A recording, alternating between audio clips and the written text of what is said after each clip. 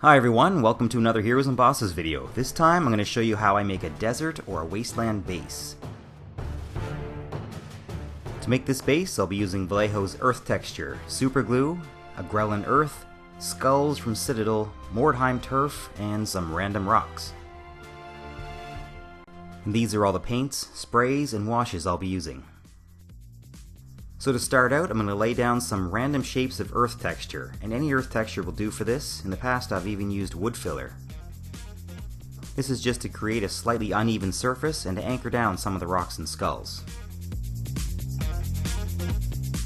Before I started with the earth texture, I pre-selected some skulls and rocks that I thought would look good, and placed them around the base so I had a good idea of where everything was going to go. This might also let you pose the skulls a bit, like if you wanted to turn it on its side a bit, or make it look half sunk into the ground. Once this stuff dries, it's going to act like a glue and hold everything in place. I'm also smoothing out the edges around the objects a bit so it looks more natural.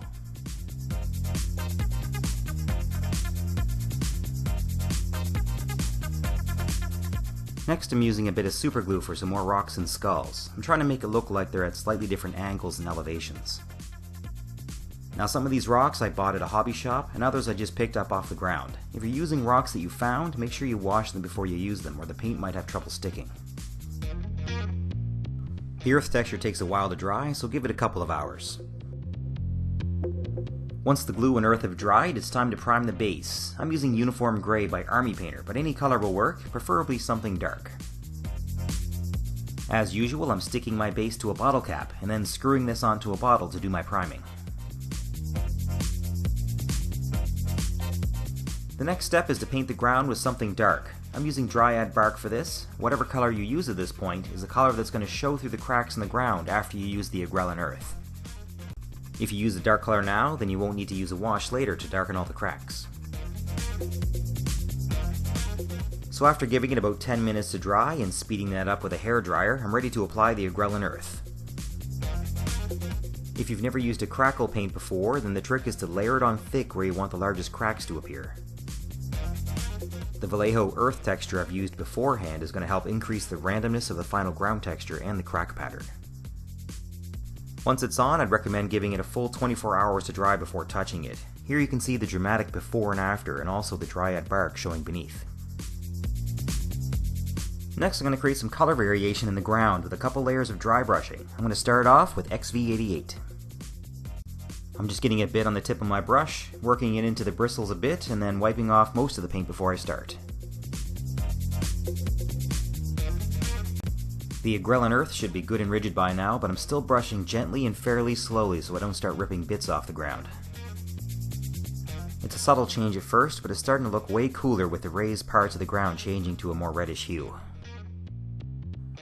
The next dry brush is going to be with Tallarn Sand, again just to make the ground more interesting to look at.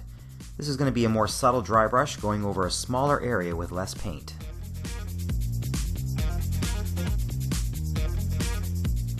Next I'm going to paint the rocks and the skulls with their base coats. For the rocks I'm using a fairly thinned down Zandri Dust with almost equal amounts of water mixed in.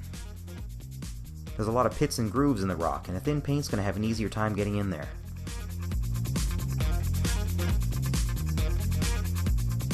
All of the skulls are going to be painted with Ushabti Bone. I'm being very careful at this point not to get any paint on the dirt.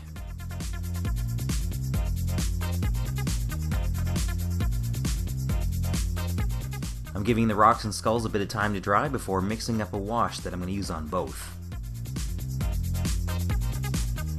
So for the wash or shade, I'm making a 1-to-1 mix of Agrax Earthshade and Seraphim Sepia. These colors together will match the hue of the ground.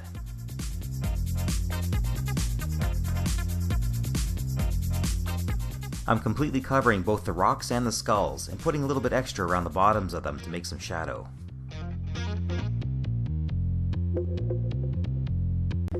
If you plan on making a lot of this kind of base, you might want to vary it up a bit by adding some broken tree stumps or branches as well.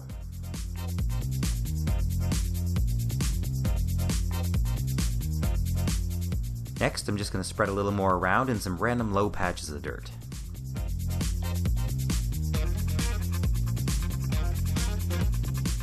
After the wash is completely dried, it's time for some dry brushing on the rocks. I'm first going to go back to the original color for the rocks, Zandri Dust.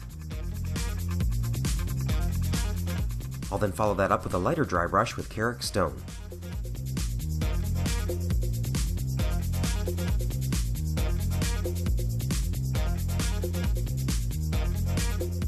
For the skulls, I'm simply reapplying Ushabti Bone to the skull, except for the sockets and other recesses. Though you could dry brush this as well if you wanted a more dusty look.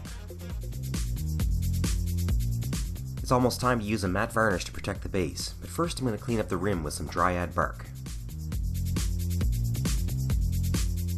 This base is from Kingdom Death, so it has a second rim to it. For this I'm using Abaddon Black. Once these colors are dry, I'm spraying the entire base with Tester's Dull Coat and leaving it for 30 minutes. The last step with the base is to add some dry looking grass. I'm using the Superglue again for this and putting on some Mordheim tufts. As I did with the rocks, I first placed the grass without glue just to make sure I liked the way it looked.